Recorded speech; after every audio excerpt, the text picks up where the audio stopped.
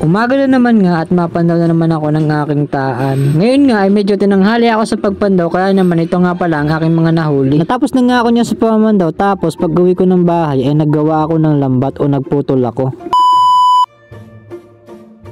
At bago nga ang lahat ng yun ay mapandaw muna ako ngayong umaga.